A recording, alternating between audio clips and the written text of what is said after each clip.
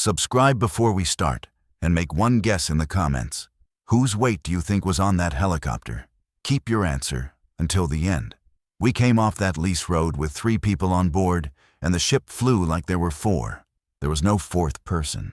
Not in a seat, not on the stretcher, not on my manifest, not anywhere I could point to. But the aircraft knew about him before I did. I felt it in the hover check. Ship 2 needed about 2.5 more points of torque than the numbers said she should. And I'd run those numbers myself 20 minutes earlier, sitting on the caliche with the rotor turning and my knee board on my thigh. 2.5 points is roughly 130 pounds.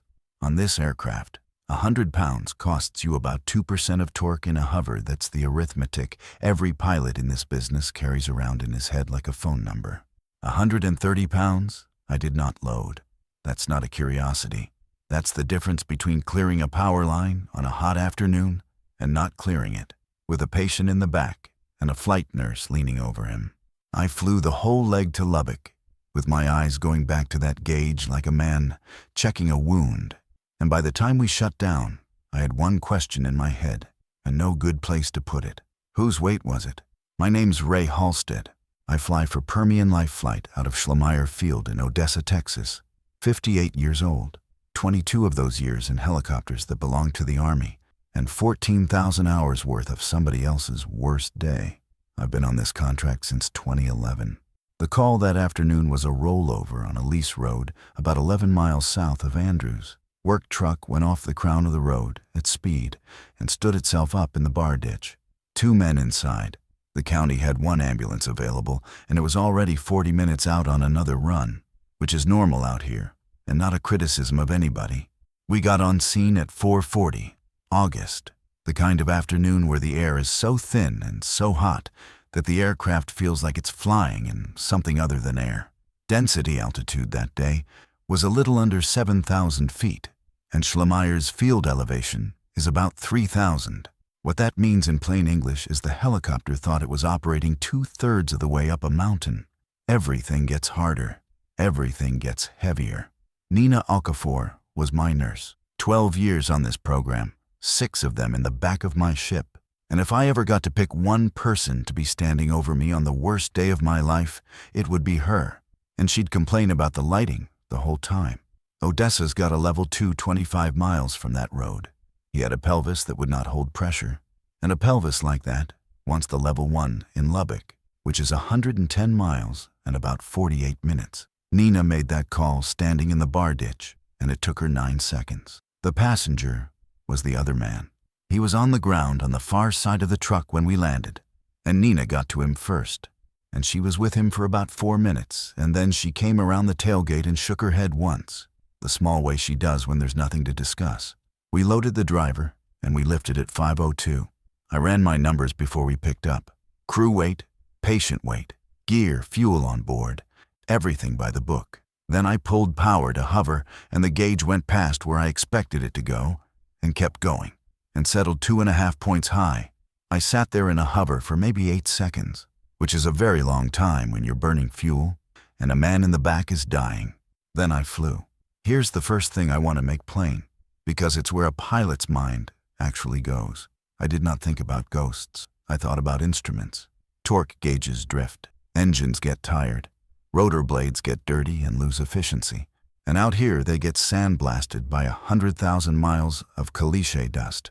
I've flown aircraft that were 3 or 4 points off the charts, and nobody blinked, because the charts are made by test pilots in new airplanes with clean blades and cool air.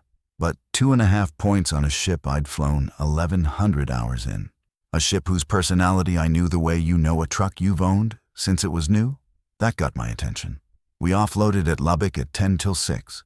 Nina did her handoff, I did my walk-around, and then I started eliminating things. Fuel first, because fuel is the only thing on a helicopter that's heavy and invisible. I pulled the ticket from the truck at Schlemeyer we'd taken on 110 gallons that morning, and I checked it against the totalizer and against what the gauges said we'd burned. It all closed. Jet A weighs about 6.75 pounds a gallon, and 130 pounds would be 19 or 20 gallons of it, which is not a rounding error. That's 20 minutes of flying. Out here, 20 minutes of fuel is the difference between a bad night and a phone call to somebody's wife. There was no extra fuel on that aircraft. Gear next. Every program has creep. You put a new bag on board. Somebody adds a second set of pediatric equipment. A driver leaves a case of saline in the tail compartment, and nobody notices for a year. Weight sneaks aboard an air medical helicopter the way clutter sneaks into a garage. So the next morning, I did something I hadn't done in years. I pulled every removable item out of Ship 2 and put it on the shop scale, piece by piece, and wrote it all down on a legal pad. Airway bag, drug box, monitor, vent, blood cooler, stretcher and mattress, spare oxygen bottle, the little plastic tub of trauma shears and tape that lives under the left seat and has probably been there since the Obama administration. It took me 2 hours and 40 minutes, and it came out 16 pounds heavier than the equipment list. 16, not 130. I remember standing in that hangar with a legal pad in my hand and sweat running down the back of my neck at 9 in the morning, doing the subtraction over and over like it might come out different. The joke on the base was that 2 had always been a pig. You hear that about certain airframes. Every fleet has one. Ship 1 and Ship 2 came off the same production line, 8 months apart. Same configuration, same engines, and 2 had always needed a little more power to do the same work. The line pilot said it the way you'd say a horse was lazy. Trevor, one of the younger guys, used to pat the nose on his way out and say, "Big girl, big appetite." I'd laughed at that for years. I stopped laughing at it around 10 o'clock that morning. There's a plaque screwed to the wall in our hangar with 3 names on it, and a date in 2009. And I had walked past that plaque something like 4,000 times without slowing down. I'm going to have to tell you about the plaque. Not yet. But I want you to know it's hanging on that wall while everything else in this story is happening. Because here's what happens when you're the one holding the legal pad. You start walking the numbers backward. And when I walked them backward, they didn't stop at the rollover. Ship 2 had just come out of a heavy inspection in June. Anytime an aircraft goes through that much disassembly, you put it on scales when it's done and you re-establish the empty weight. Because that number is the foundation of every weight and balance calculation anybody makes for the next several years. If it's wrong, everything built on top of it is wrong. They'd weighed her in June, and she came off the scales heavier than the book. Not a little. Enough that the program's useful load dropped and we started declining flights we used to take. That was already a sore subject at the base, before I ever flew that rollover. Which meant my 130 pounds wasn't the first 130 pounds. It was the newest. I went inside to ride it up, and that's when I ran into the other thing. Nina was at the charting station finishing her documentation on the driver. She'd already sent the trauma chart, but there was a second man on that scene, and Nina had spent 4 minutes with him. And in this business, 4 minutes with a patient generates a record whether he lives or not. She was sitting there with her jaw set in a way I didn't like. "It won't take him," she said. "Take who?" "The passenger." She turned the screen so I could see it. "I've got vitals on him. I've got the time I stopped. I've got everything. It won't let me save the chart." There was a red banner across the bottom of the form. I read it twice. "Encounter cannot be saved. A transport disposition is required to complete this record. So put a disposition on it." "To where?" She scrolled the drop-down and let it hang there. "Receiving facility, trauma center, cardiac center, burn center, transferred to ground unit, return to scene." Every option on that list assumed you had picked the person up and put them somewhere. There was nothing for a man who died on the ground next to a work truck while you were loading somebody else. "Call the help desk," I said. She'd already called them. She called them again while I stood there, and I listened to her end of it. And the end of it was a man in another state telling her, politely, that a non-transport encounter isn't a billable encounter, and the system doesn't create records for non-billable encounters. And if she needed to document something for her own protection, she should make a note in the shift log.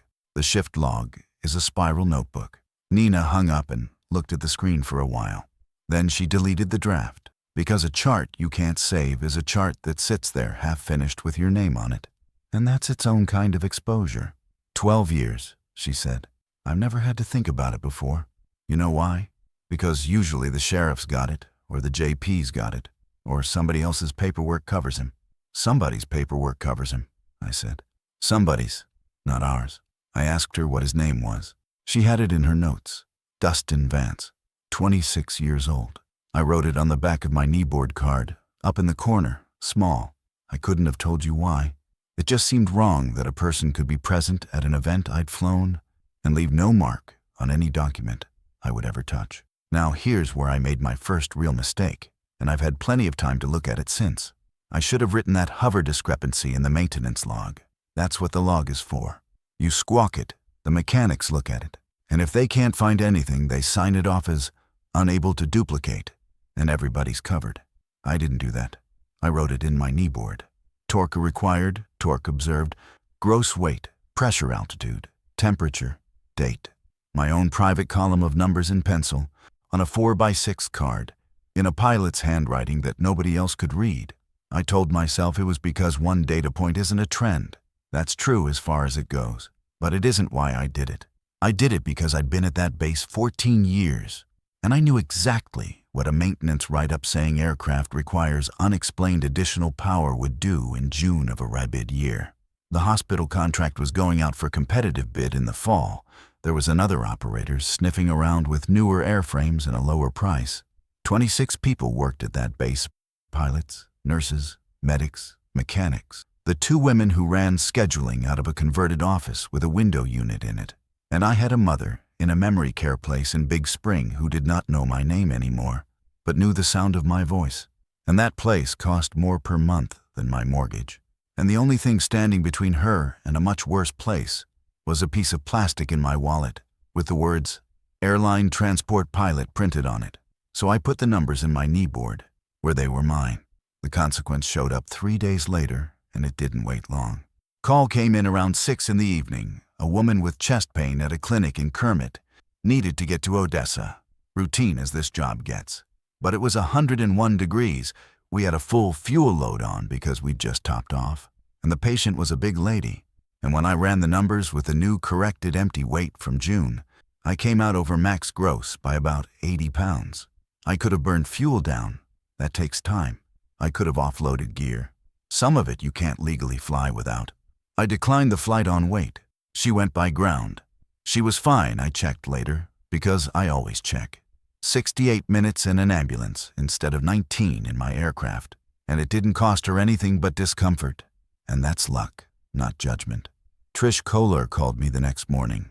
She's the regional program manager, and she is not a bad person. And she hired me in 2011 when a bankruptcy and a divorce had made me a hard sell. That's the 4th weight decline on 2 since June, she said. 1 in 3 haven't had any. 2 came back from heavy inspection. Heavy. I know what she came back as. I'm asking you what you want me to do about it. Because right now, it's a number on a scorecard, and the scorecard goes to the hospital. I stood in the hangar with the phone against my ear and looked at Ship 2 sitting on the pad with the sun coming up behind her. And I thought about the 16 pounds on my legal pad and the 130 in my kneeboard and the woman in the ambulance and Dustin Vance, who had been on the ground next to a work truck and was now nowhere at all. Trish, I said, how much heavier did she come off those scales in June? There was a pause on her end, papers moving. 170 pounds, she said. And before you ask, no, nobody can tell me where it came from. I asked her to send me the weighing report.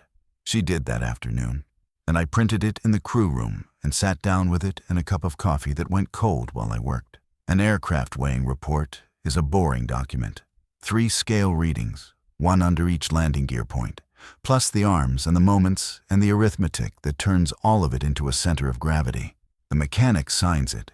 The inspector signs it. It gets filed and it becomes gospel for the next several years, because everything you calculate about that aircraft from that day forward starts with that number. Ship 2's June weighing had a note at the bottom, typed in by somebody at the maintenance vendor in Fort Worth. Increase over previous weighing attributed to accumulated weight growth. No airframe or configuration changes on record.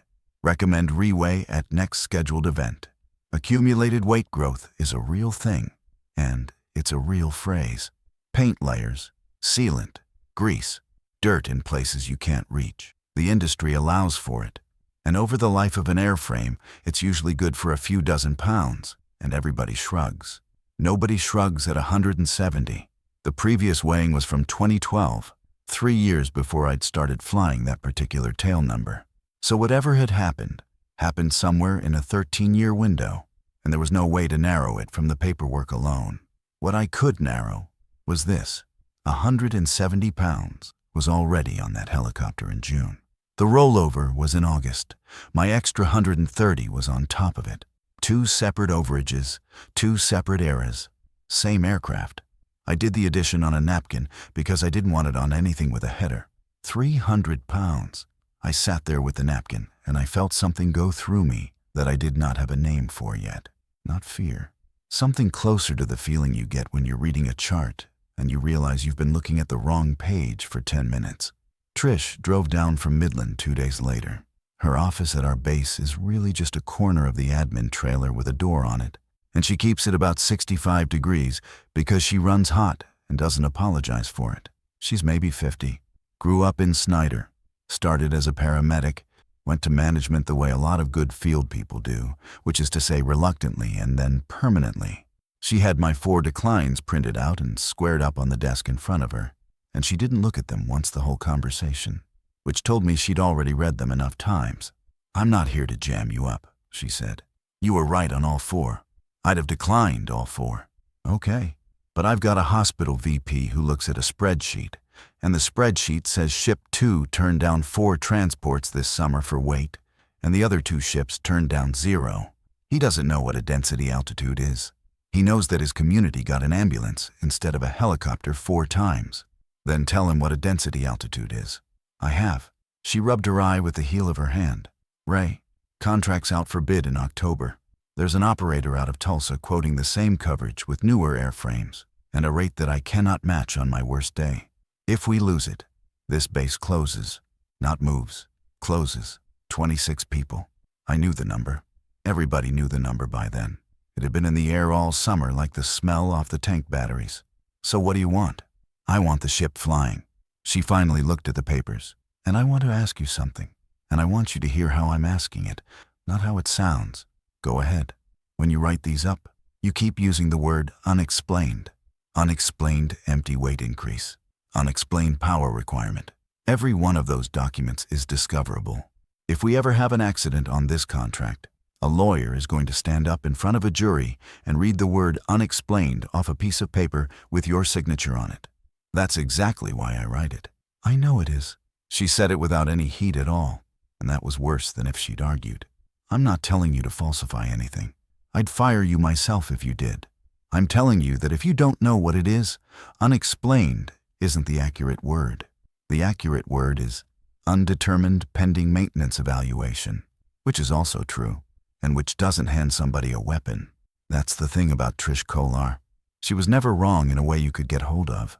"I'll think about it," I said. "Get it fixed, and neither of us has to." She stood up.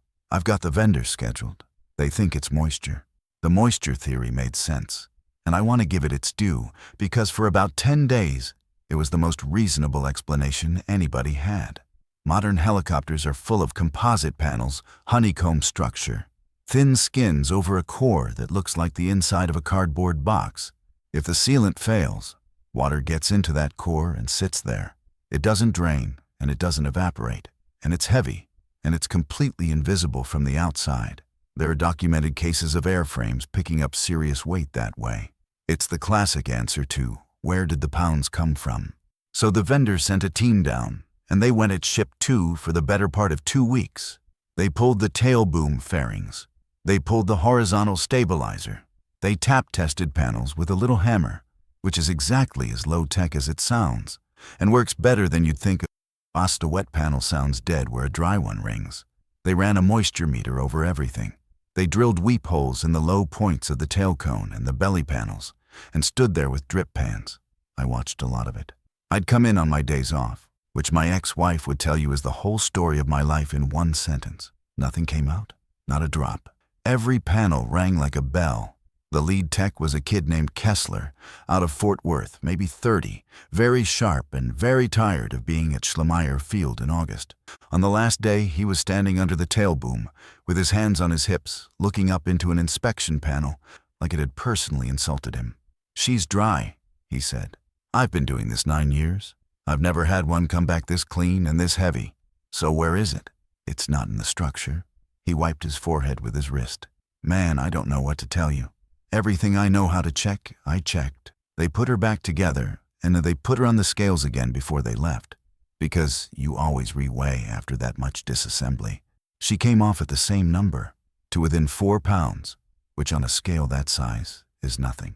2 weeks of labor, a bill I later heard was north of $40,000, a torn down and reassembled airframe, and the weight had not moved by anything you could measure. Kessler shook my hand in the parking lot and said, "If you figure it out, call me. I'm serious. I'll drive back down." I never did call him. I've thought about that. I want to describe the base at night, because it matters for what happened next. Schlemeyer's a general aviation field on the north side of Odessa. Our pad and hangar sit at the east end past the fuel farm.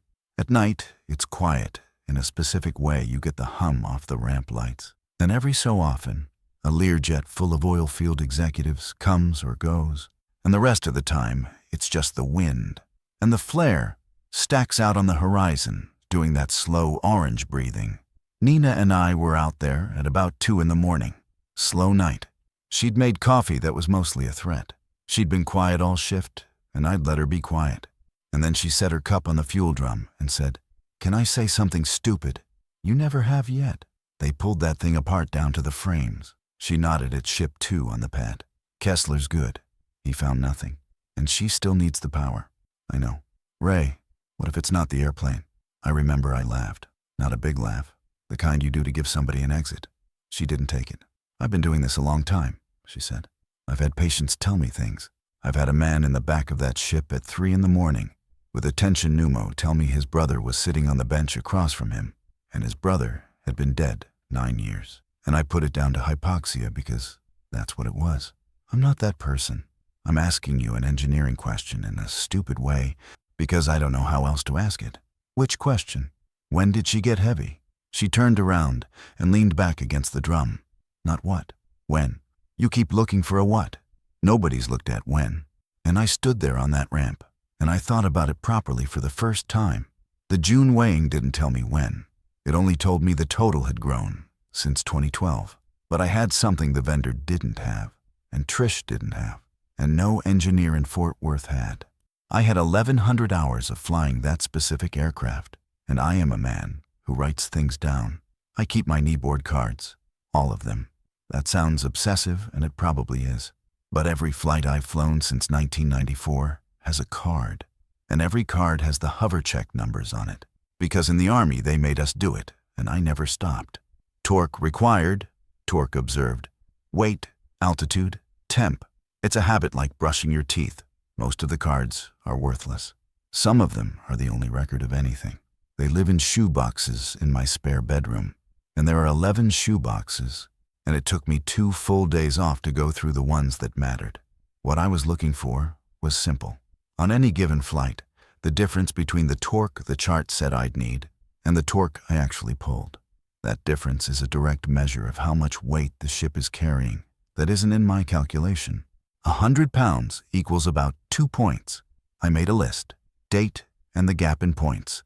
For most of my time on that tail number, the gap ran a little over 3 points consistently. Call it 170 pounds. Every flight, rain or shine, full or empty, cold morning or hot afternoon. It was so consistent that I had stopped seeing it. That was the big girl, big appetite everybody joked about. Then, in the last week of June, it went to 0.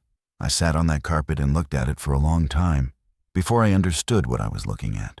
And when I understood it, I got cold in a room that was 81 degrees. Nothing had been fixed. Nobody had washed the blades or re-rigged anything. The gap closed because Fort Worth had put ship 2 on the scales in June and written down what she actually weighed. And from that morning forward, every number I calculated already had the 170 pounds in it. The pig didn't go away. The pig got entered into the paperwork. 6 weeks. Late June to the middle of August, Ship 2 flew exactly like the book said she should, and it is the only clean stretch in 1,100 hours of my flying that airframe.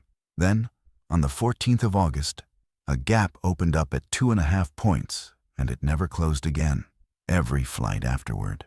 2.5, give or take the noise you get off a gauge. And it happened between one flight and the next. Morning of the rollover, nothing. Leg out of that lease road, 2.5. So Nina was right, and I'd been asking the wrong question all summer. The weight didn't accumulate. It arrived. In 2 pieces. One piece landed on that helicopter on a specific afternoon in August, at a specific place, and I'd been sitting in the right seat when it happened. The other piece had been aboard since before I got there. I sat on the floor of that spare bedroom, with cards spread out around me like a card game with no rules, and I went back further, into the boxes from before Ship 2, when I was flying the program's old aircraft, a different make, retired years back, before my time on 2. And that's where I stopped, because I hit a card from July of 2014, and it wasn't the numbers that stopped me. It was the location I'd written in the corner, a lease road south of Andrews, 11 miles out, more or less. The same stretch of ground. I hadn't thought about that afternoon on purpose in a very long time. I'd thought about it plenty by accident. It shows up when I'm tired, or when I smell hot caliche, or when somebody on the base says the word decline in a certain tone. 2 patients, 1 aircraft, 106 degrees. I'd taken the teenager. I sat there on the carpet with a 4x6 card in my hand, and I said her name out loud in an empty house for the first time in 11 years. Sylvia Ruiz. I didn't tell Nina right away. I sat on it for 2 shifts, which is exactly as long as I could stand it. We were parked on the ramp on a Thursday evening with the doors of the crew truck open and the sun going down, orange and filthy, the way it does when there's dust in the air. She'd been watching me all day, the way she watches a patient whose color she doesn't like. "You found something," she said. I found when. I told her about the cards. 3 points for years, and then 6, and the change landing on 1 flight. She followed all of it. She's flown enough hours to know what a hover check is worth. And when I got to the part where I said the weight didn't grow, it arrived. She went very still. Arrived at the rollover. Arrived at the rollover. And the first 170? That was the question. And I'd had 2 days to figure out how to answer it, and I still didn't do it well. In July of 2014, I said, I flew a call to a lease road 11 miles south of Andrews. It's the same road. Different section, maybe a mile off, but the same road. She didn't say anything. She's good at that. It was 106 degrees. 2 patients, a pickup and a work truck met head-on, and neither one of them was going slow. I had to stop and start again. One was a boy, 17, and one was a woman, 41. Sylvia Ruiz. She had a bad head injury and he had a belly full of blood, and both of them needed a trauma center, and I could take exactly one. That's not a choice, Ray. That's triage. You don't get to feel bad about triage. I'm not done. She waited. On paper, I could take one, I said. That's true. But I ran the numbers 3 times on that caliche, and the honest answer was that I could not take either one of them at that temperature with the fuel I had aboard, not without burning down first. And burning down was 25 minutes I did not have. So I wrote a fuel figure on that weight and balance form that was about 140 pounds lighter than what was actually in the tanks. The wind moved a piece of trash across the ramp. She didn't move at all. I flew the boy, I said. He lived. He's 28 now. He's got a welding outfit in Big Spring. I looked him up once, and then I never looked him up again. And I left her on the ground with the volunteers and a ground unit that got there in about 40 minutes. And she died in the back of it before they made the highway. You'd have been over gross with either one of them. Yes. So the paperwork was the same either way. Yes. Then it didn't kill her, Ray. I know that. And I did know it. I'd had 11 years and a therapist for 6 months in 2016. And I knew it the way you know a thing in the front of your head and don't know it anywhere else. It's not that I think the form killed her. It's that the form is the only place either of those people exists in anything I ever touched. And one of them isn't on it. The boy's on it. Sylvia's not. She was never on anything. She was never our patient. We never carried her. Nina looked at the helicopter for a long time. Same as Dustin Vance, she said. The next morning, I went into the base's back closet and pulled the dead binder. Every operation has one. Ours was 3 ring binders on a shelf behind the copier, full of policy that had been superseded by the electronic system years ago and never thrown out because nobody's job description includes throwing things out. Dust on the top edge, a 1/4 inch thick. I was actually looking for old weight and balance procedures. What I found instead was a memo from 1997. 2 pages on letterhead from a law firm in Dallas, addressed to the program's medical director at the time. I'm not going to quote it at length. The gist of it was this. The program had been sued after a crew responded to a scene, assessed a man, determined he did not require air transport, and left him with a ground unit. He died 5 hours later at a small hospital. The family's attorneys used the flight crew's own scene documentation, the vitals, the assessment, the times to argue that the program had established a duty of care and then abandoned it. The program settled. The memo's recommendation was 1 sentence long, and it was underlined. Crews should not generate clinical documentation for individuals who are not transported by the aircraft. Below that, somebody had handwritten, in ballpoint, implemented 3/98. I sat down on an overturned bucket in that closet and read it 3 times. That's where the hole came from, not the software. The software was just the fence they built around the hole 20 years later, when everything went electronic and the billing rules got baked into the code. A non-transport isn't billable, so there's no chart type for it. So there's no place to put a person you didn't carry. But before the software, there was a memo, and before the memo, there was a lawsuit. And the lawsuit was won by a family who deserved to win it. That's the part I've never been able to make anybody understand. Nobody did anything wrong. Every single link in that chain was a reasonable person protecting something real. The medical examiner's office in Ector County is in a low brick building with a parking lot that holds heat like a skillet. Autopsy reports on Texas deaths are public records for the most part. And I'm not a journalist, and I don't know the tricks, so I just walked in and filled out a form and paid a fee and waited 11 days. I asked for 2. Dustin Vance, August of this year.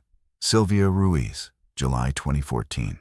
Both of those deaths went to the ME because both were traffic fatalities on public or leased roadway, which is exactly the kind of case they take. I opened the envelope in my truck in that parking lot with the engine running and the AC on high. Dustin Vance, 26 years old. Body weight, 128 pounds. I sat there and looked at that for a while. My extra torque said about 130. A gauge is a gauge you read it to the nearest half point, and half a point is 25 pounds. 128 was inside my error bars, and it was inside them comfortably. Then Sylvia Ruiz, 41 years old. Body weight, 171 pounds. The June weighing said 170 pounds of accumulated weight growth. I want to be careful about how I describe what happened in my chest, because I've heard people describe moments like this, and it always sounds like fireworks. It wasn't. It was the opposite. It was a feeling of enormous, sickening tidiness, like watching a column of figures close to the penny when you'd been hoping it wouldn't. 300 pounds, near enough. 2 people, both of them dead on ground my aircraft had worked. Neither of them in a single record anybody at Permian Life Flight could produce.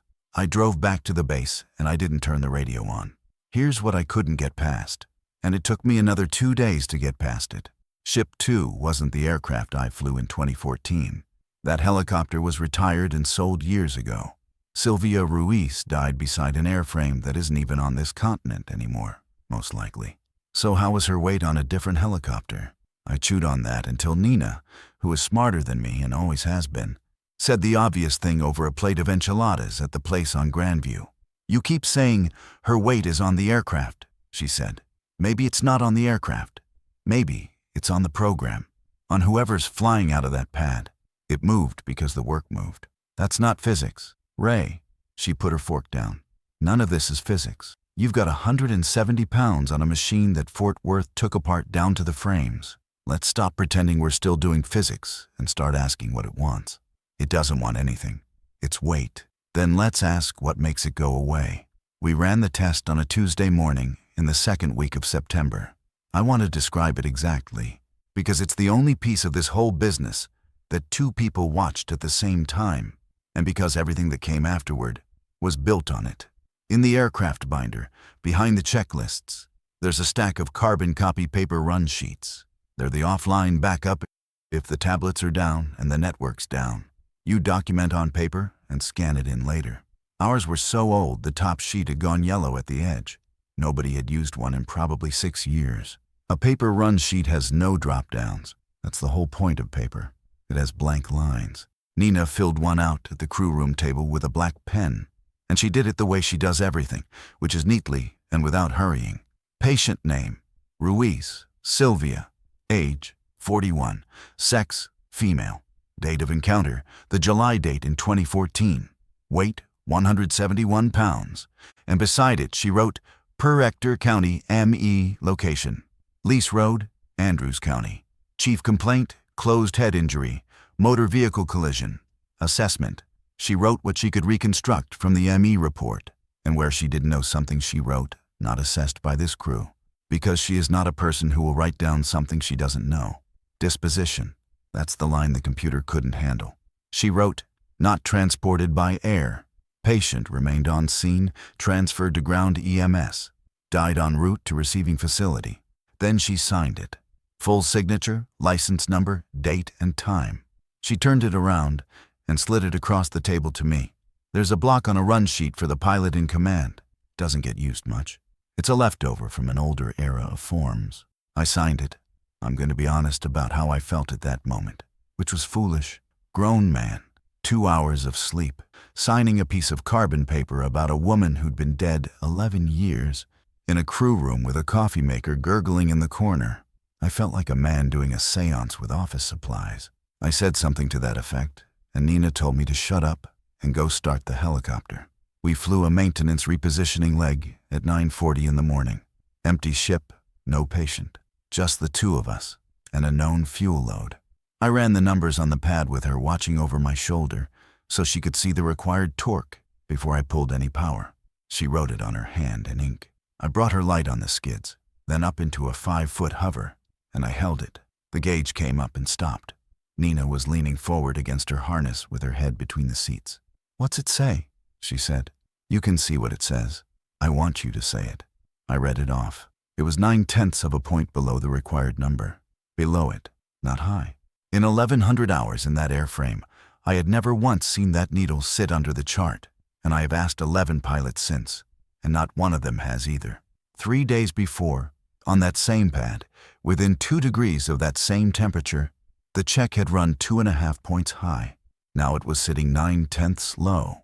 The distance between those two readings is 3.5 points of torque, and 3.5 points of torque is 170 pounds, and I have measured a lot of hovers. Ship 2 was lighter than her own paperwork. Fort Worth had put Sylvia Ruiz on a set of scales in June without ever knowing her name, and written her into the empty weight of a helicopter. And at 9:40 on a Tuesday morning in September, she stepped off. Nina sat back down in her seat. She didn't whoop and she didn't cry. She put both hands flat on her knees and looked out the left side at the fuel farm for about 10 seconds. Then she keyed the intercom and said, "Set it down. Set it down, Ray. I need to be on the ground." We put it down and shut down, and neither of us got out for a minute. "That's it," she said finally. "That's what it is. It's a records problem. That's a hell of a thing to call it. It's exactly what to call it." Her voice had gone hard, and I realized she wasn't shaken so much as she was angry, and that the anger had been building in her since the day the software wouldn't take Dustin Vance. 27 years, Ray. Since 98. How many people have we been on scene with who died there and never went on a single piece of our paper? In this program alone? 10? 30? I don't know. And whatever this is, it's been carrying every last one of them, and nobody noticed because we all thought the airplane was a pig. She laughed once, and it wasn't a good sound. Big girl, big appetite. I unstrapped. My hands weren't steady, which they hadn't been since I'd read that ME report, but they weren't steady in a way I could hide. There's still 128 pounds on her that isn't on a single piece of paper anywhere, I said. Vance, then we do the same thing. And then what? Nina, if we're right, then everything I just told you about that afternoon in 2014 stops being a private thing I carry around, becomes a thing about the operation. It becomes a thing somebody has to fix. She looked at me across the cockpit. "Yeah," she said, "it does.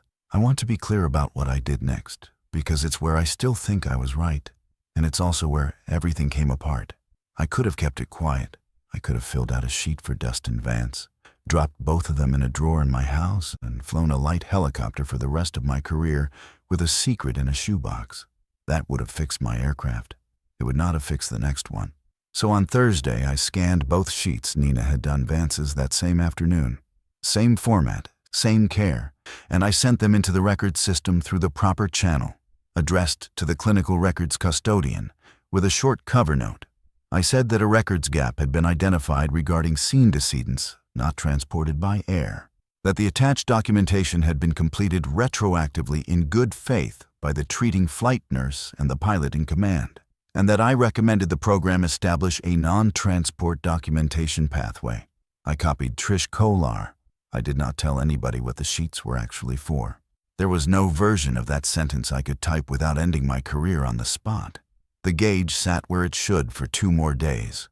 I flew 4 flights in that window, and every one of them was exactly what the chart said it would be, to within a half point. And on Friday night I got in bed at 10 o'clock and slept until 6 in the morning without waking up once. That was the last night I slept like that. The email came Monday at 8:14 in the morning. I read it standing up in the crew room with a coffee I never drank. It was from the clinical records custodian in Midland, copied to Trish, copied to the compliance department, copied to a name I didn't recognize with the words corporate counsel under it. The 2 paper encounters had been reviewed and voided as invalid. Neither individual had been transported by the aircraft. Therefore, neither constituted a patient encounter under the program's policy. Therefore, no clinical record could exist for either. Creating a clinical record for a person who is not a patient, the email said, misrepresents the encounter and creates unnecessary legal exposure for the crew and the organization. The scanned images had been removed from the system. Physical copies were to be destroyed. The last line said the matter had been referred to compliance for review of documentation practices at the Odessa base. I stood there and read it twice, and then I went out to the pad. We had a flight at 9:50, a transfer out of Monahan's, stable cardiac, the easiest kind of work there is. Nina climbed in, and I ran the numbers, and I already knew, and I hated that I knew. I pulled power, and the gauge came up and kept coming and stopped 2.5 points high. Nina's voice came over the intercom, flat as a table. "Say it." 2.5. From where? 9/10 low, Friday. 2.5 high this morning. 3.5 points over a weekend. 170 pounds, moved by a woman in Midland clicking a button on a Monday. "She's back," Nina said. "She's back. We flew the transfer." The patient was a nice man in his 70s who told us about his grandson's baseball team the whole way, and I flew the smoothest approach of my life into Odessa Regional because I did not trust myself to do anything else. And then I sat in the truck in the parking lot with my hands on the wheel for 10 minutes. It wasn't the weight coming back that got me. I'd have believed that. It was the speed of it. A woman in an office in Midland clicked a button and 170 pounds stepped back onto my helicopter. That's how thin the whole thing was. That's what the difference between the living and the dead had come down to. Whether a records custodian considered a form valid. Trish called that afternoon and asked me to come to Midland. She had the printed email on her desk in a second folder next to it that she didn't open until we were 15 minutes in. "I'm going to ask you a straight question," she said. "What is the actual reason you filed those?" "I told you in the note. There's a documentation gap." "That's not an answer. That's a policy recommendation. You've been at this base 14 years, and you never once cared about clinical documentation because you're a pilot, and it isn't your job. Now you're filing retroactive patient records on a woman who died in 2014, and you copied me on it at 9 o'clock at night." She tapped the paper. "Ray, what is this?" "And here's where I made my second real mistake," I told her. "Not all of it. I didn't say the word ghost, and I never have, in this whole business, because that isn't the shape of it. I told her about the kneeboard cards. I told her about the 3 points that had run for years and went to 0 the week Fort Worth put that ship on the scales. I told her about the 2.5 points that arrived on the 14th of August and never left. I told her the 2 body weights out of the medical examiner's office matched my gauge to within 3 pounds, And that 3 pounds is closer than I can read the instrument. I told her that when the sheets went in, the ship got light, and when the sheets got voided, the ship got heavy again.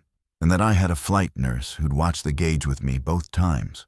I laid it out the way you'd brief a maintenance issue, in order, with numbers. She listened all the way through without interrupting once. That's a thing about her. And when I finished, she sat back and put her hand over her mouth for a second and then took it away. "Okay," she said. "I believe that you believe this. That's not the same as—" "No, it's not. Let me get there." She opened the second folder. "Compliance opened a review this morning. Standard practice, it's not a firing squad. But they've asked for a records pull. And the pull includes every weight and balance form you've signed on this contract." The room went quiet in a specific way. "Everyone? Since 2011. It's automatic, Ray. It's not aimed at you. When somebody flags a documentation practice, they look at the documentation." She watched my face. "Is there something in those?" I have thought about that moment more than any other in this entire story. I could have told her right there. Sitting in a cold office in Midland with the blinds half shut, I could have said, "In July of 2014, I wrote down a fuel figure that was 140 pounds lighter than the truth, so I could carry a 17-year-old boy who is now 30 and welds for a living." Instead, I said, "It's 14 years of forms. There's going to be arithmetic errors." She looked at me a beat too long. "Then here's where we are," she said. "The ship is airworthy. Fort Worth signed her off. The weight is the weight, and we fly to it. I need you in that seat, because if I pull my most experienced pilot off the line in a bid year, I'm going to have to explain why. And the only explanation I have is one that ends your certificate and probably mine. And if I decline flights, then you decline flights. And I defend every one of them, and I will. And it'll cost us the contract, and 26 people will be applying for jobs in Lubbock in November." She said it evenly. "I'm not threatening you. I'm telling you the price of each thing so you can pick with your eyes open. That's all I've ever done." I got up to go and she said my name. "Ray, stop writing it down.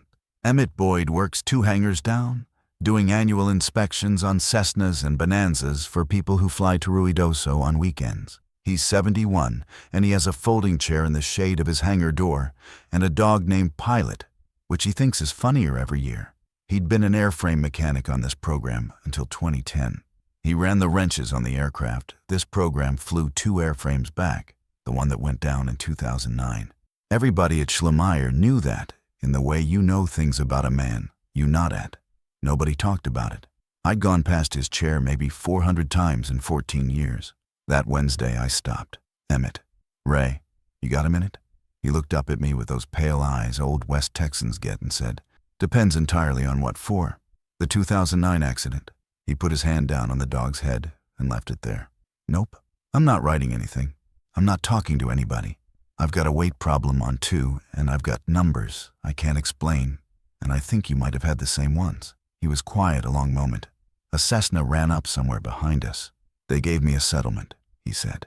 "It pays me $1,100 a month, and it's got language in it about disparaging the company and about the accident specifically.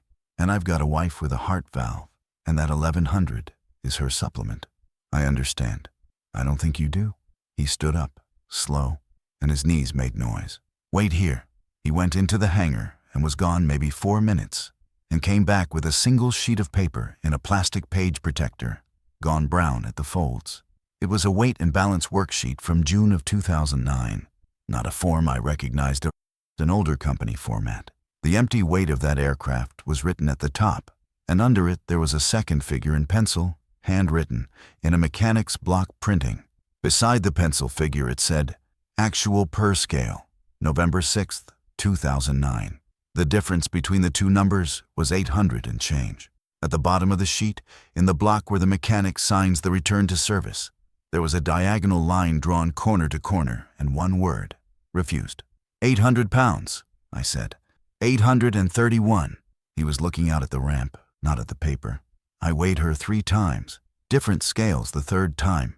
I told him I wasn't signing anything until somebody explained where it came from, and about 6 weeks later, they explained I was surplus to requirements. What happened in August? You know what happened in August. He still wasn't looking at me. Hot day, high country up by Fort Davis. Pilot did a max performance takeoff out of a bad little spot with a patient aboard. and she didn't have it, and she came down in a fence line, and there's 3 names on a plaque in the hangar you walk past every day. I have looked at that plaque about 4,000 times, and it took me until that afternoon in a folding chair to notice what's wrong with it. There were 4 people on that helicopter. 3 of them worked for the company. The 4th one was a woman from Balmoria with a bleed in her head who never got where she was going. And she isn't on the wall because the wall is for employees. She's on a chart somewhere in a warehouse in Fort Worth, which is more than Sylvia Ruiz ever got. And I know that's the difference, and it does not help me at 2 in the morning. The wind picked up a page of a magazine on his chair and put it down. 800 pounds is 16 points of torque, I said. There wasn't 16 points to give, Emmett said. Not up there, not that day.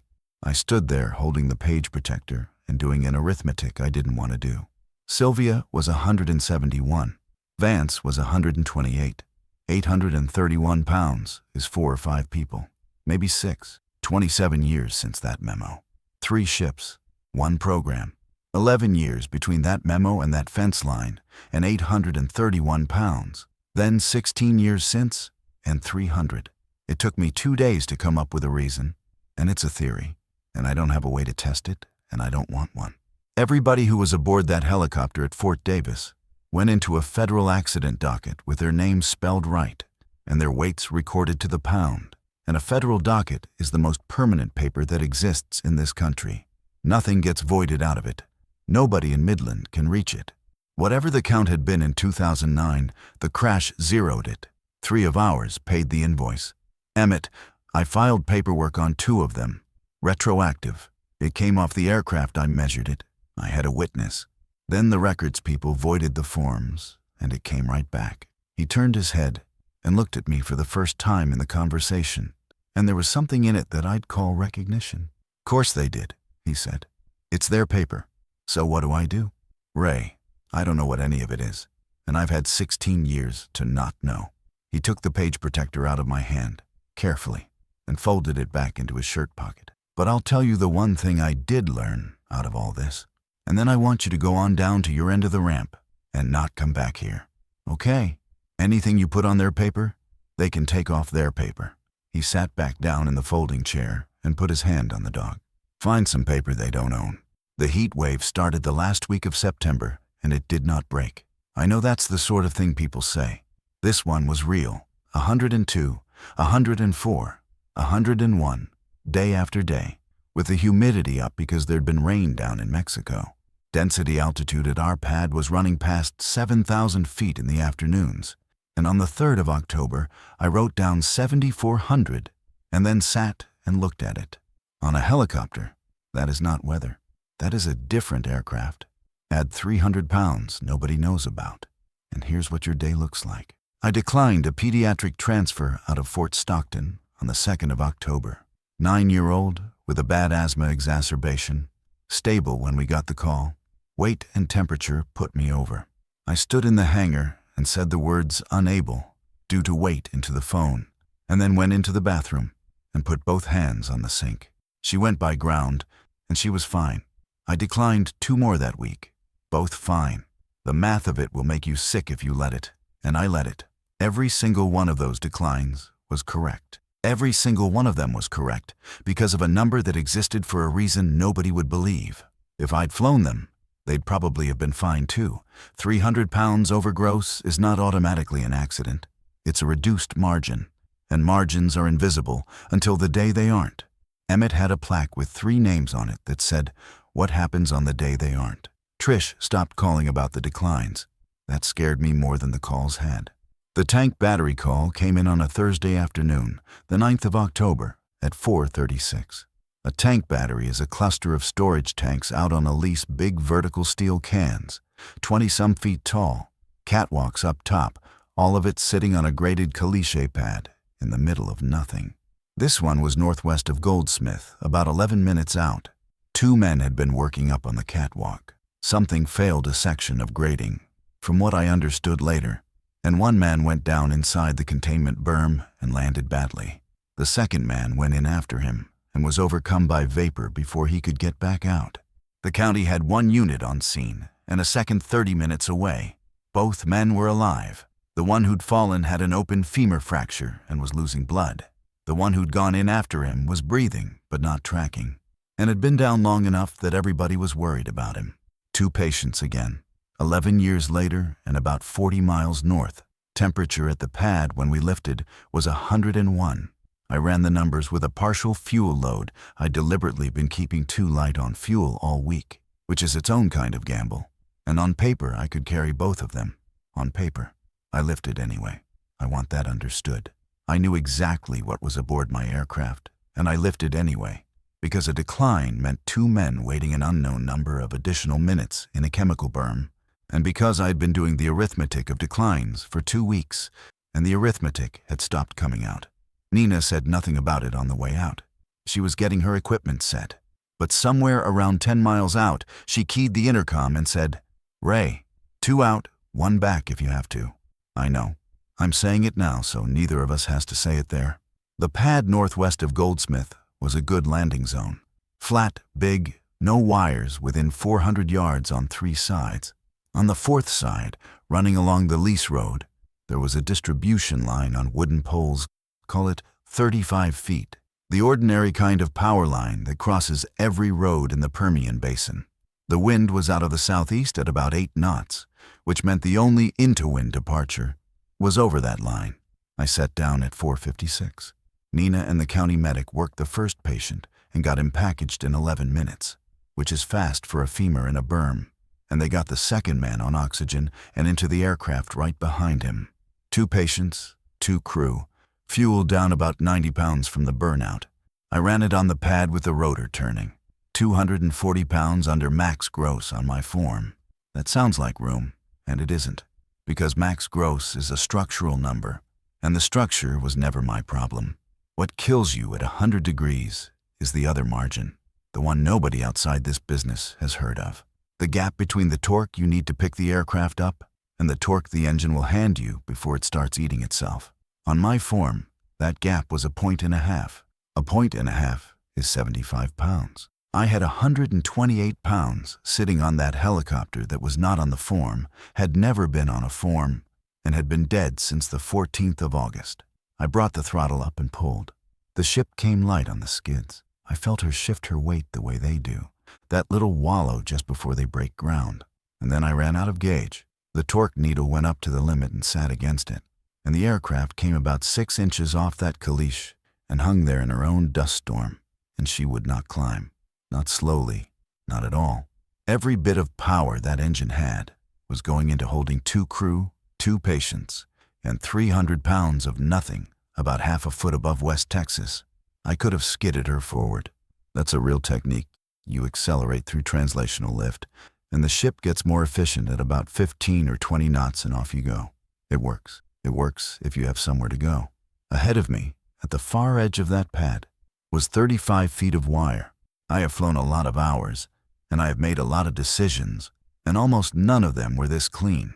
I could hold a 6-inch hover, or I could accelerate toward a power line in a helicopter that had already told me it had nothing left to give. I lowered the collective and put her back on the ground.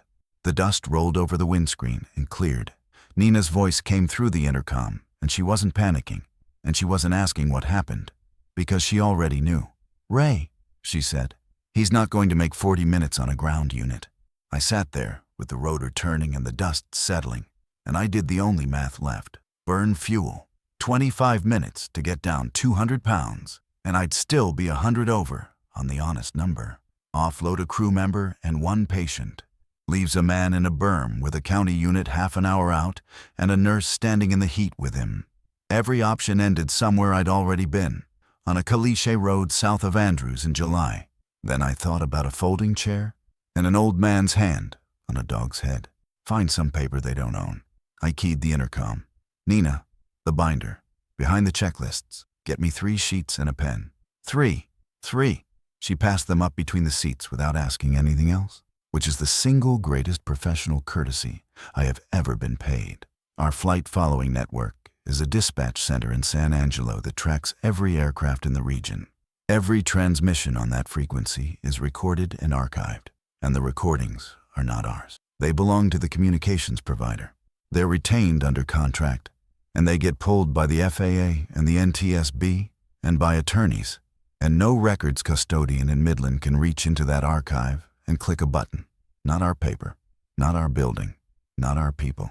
I set the radio and keyed the mic. San Angelo, Life Flight 2. Life Flight 2, San Angelo, go ahead. San Angelo. 2 is on the ground at the Goldsmith site with a weight and balance discrepancy. I need to file a manifest amendment on a recorded line. This is going to be unusual, and I need you to log it and timestamp it. Advise ready to copy. There was a pause of maybe 3 seconds. 2, San Angelo. Ready to copy. I read the first sheet. San Angelo. Manifest Amendment. Entry 1. Name, Ruiz, Sylvia. Female. 41 years of age. Date of encounter, July 22nd, 2014. Location, Lease Road, Andrews County. Body weight, 171 pounds, per Ector County Medical Examiner. Disposition. Assessed on scene by this program, not transported by air. Remained on scene, transferred to ground EMS.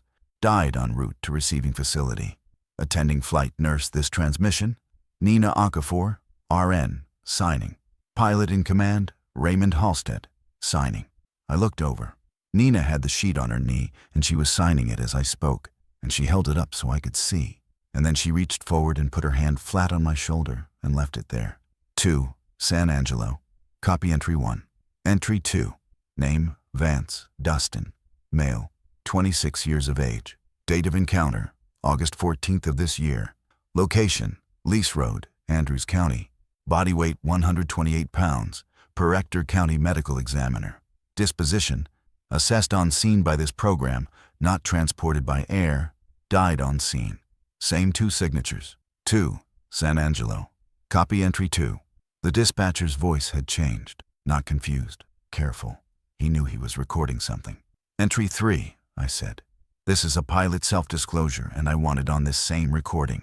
On the 22nd of July, 2014, on a weight and balance form for this program, I recorded a fuel quantity approximately 140 pounds below the actual quantity on board, in order to depart legally with one of 2 patients. I signed that form.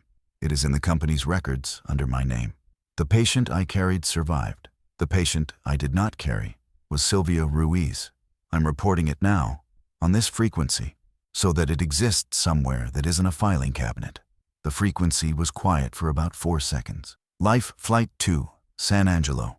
All 3 entries copied and logged, time 1722 Central. Do you require anything further? Negative, San Angelo.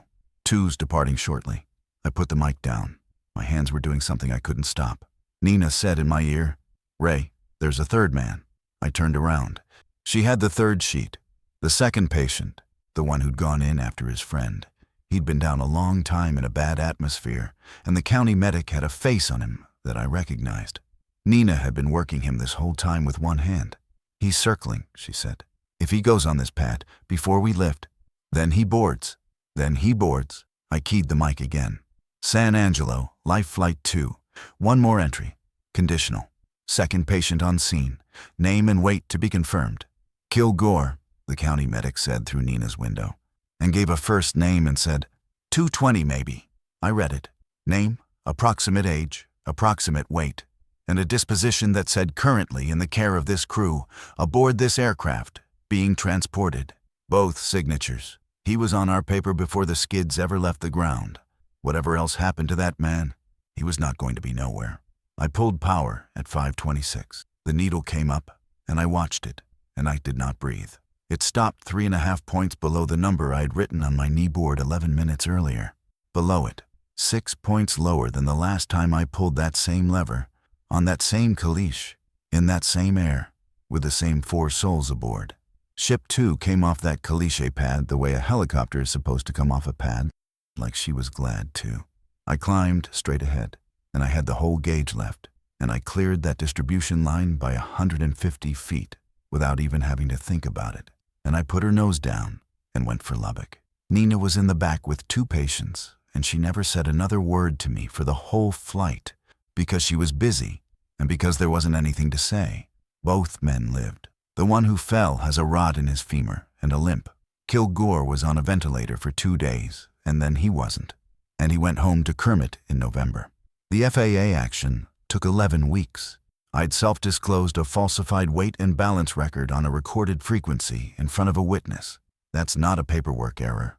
The program that lets you fix your own mistakes doesn't cover intentional falsification, and I didn't ask it to. They revoked my airline transport certificate. Emergency order, then a hearing I didn't contest because there was nothing to contest. I did it, and I said I did it. My lawyer brought up a 6-month rule about stale complaints, and then in the same breath told me it doesn't apply to falsification, because falsification goes to whether a man is fit to hold the certificate at all, and there is no clock on fitness. He was right. There wasn't a lot for him to do after that, and I told him so. They looked hard at Nina, too.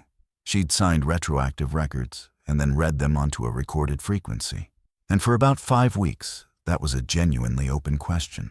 What saved her is that every single thing she wrote down was true, and everything she didn't know, she had marked as not known. That's it. That's the whole defense. She got a letter of counseling in her file. She framed it. It's hanging in her kitchen next to the calendar. The company terminated me 2 days after the Goldsmith flight. Trish made the call herself instead of having HR do it, and I'll always give her that. I have to, she said. I know.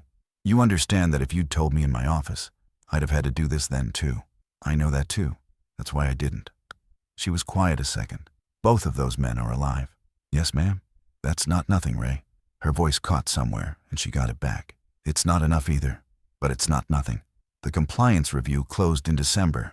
The finding was narrow. 1 pilot, 1 falsified record, 1 termination, and a recommendation to the clinical side that the program establish a documentation pathway for individuals assessed on scene, but not transported. They implemented it in February. There's a disposition option in the software now.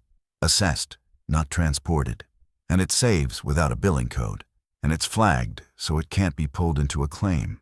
And on any scene where somebody dies, a paper run sheet gets filled out by hand and signed by the nurse and the pilot in command. And a copy goes into the aircraft binder and stays there. I did not do that. Nina did that. She spent 4 months in meetings with people who did not want to be in those meetings, and she used the words legal exposure correctly and often, and she won. Ship 2 got weighed a 3rd time in March after all of it. She came off the scales 171 pounds lighter than she had in June. Not 170, 171, which is the figure a pathologist in Ector County typed onto line 4 of a report about a 41-year-old woman who died in the back of an ambulance on a lease road in 2014. No parts removed. No panels changed. Not 1 work order in the logbook to account for it. The vendor's note says previous weighing believed to be an error. The program's useful load came back that same month, and to this day, nobody at that base knows why they quit turning down flights, and I would like it to stay that way. Trish signed it without comment, and I don't know what she believes, and I've never asked her. The old plaque in the hangar still has 3 names on it. Nina came by my house in January with a manila envelope. She'd tracked down Sylvia Ruiz's sister, lives in Odessa, off Dixie, 20 minutes from the base. Nina mailed her a copy of the run sheet with a short letter explaining that a crew had been with her sister on that road in 2014 and had assessed her and had not been able to carry her, and that the encounter had gone unrecorded for 11 years, and that it was recorded now.